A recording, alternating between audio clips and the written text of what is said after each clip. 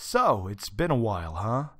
Let me explain. This, Kitty Vickies, is my old PC. First built in 2006, I've been using it to make my content this entire time. This amazing powerhouse of a machine is sporting an old dual-core CPU with no hyperthreading, 4 gigs of underclocked DDR2 RAM, and a Radeon HD 5770 for that buttery smooth 10 to 20 frames per second goodness, being able to render crystal clear 720p videos at the speed of molasses. It's an old little machine.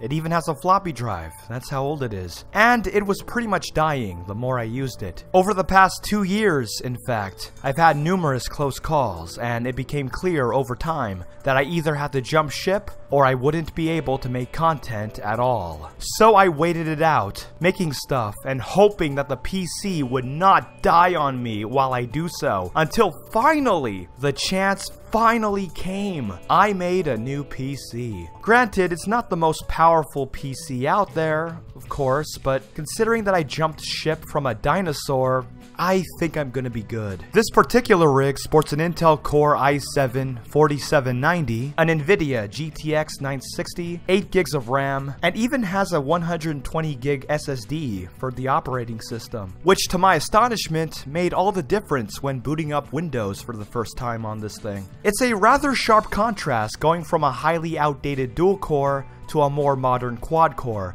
especially since this is literally our first PC with a quad-core. We've been using dual-cores up until now. And though I've mostly migrated to this thing, it wasn't without problems. Aside from a few roadblocks installing the aftermarket cooler we bought, my 1TB drive that I've been using since 2010 decided to die on me, which was unfortunate considering that I used it to hold data, though I was smart enough to back it up on an external drive before it did, or at least most of it, which caused yet another delay in the migration process considering that I now had to buy another hard drive. But I know what you're thinking, how does it perform, Hollow?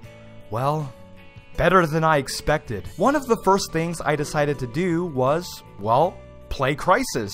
So I installed Crysis, booted up Crysis, loaded up the first level, and holy shit, what the fuck? What sorcery is this? Okay, I didn't have anti-aliasing on, but even so, with everything else at max, I was mesmerized. Achieving a near constant 60 frames per second or higher, compared to this old clunker, which would often fluctuate between 15 to 35 frames per second with the same settings. So I got curious about what would happen if I played other games, and I got the same results. BioShock Infinite played beautifully. Human Revolution was free of stuttering. Alan Wake gave me no trouble. Crysis 2 ran buttery smooth, and I am currently downloading Wolfenstein: The New Order on Steam. Though with my internet connection, it's gonna take a while. And what they all have in common is that they are games that gave me issues on the previous PC. That and Shadowplay's a godsend. Seriously, I do not want to go back to Fraps. But even outside of gaming, general performance is excellent. It boots up as fast as it shuts down. Multitasking is a breeze. Video conversion is faster than ever. And though I have yet to edit a video as of this recording,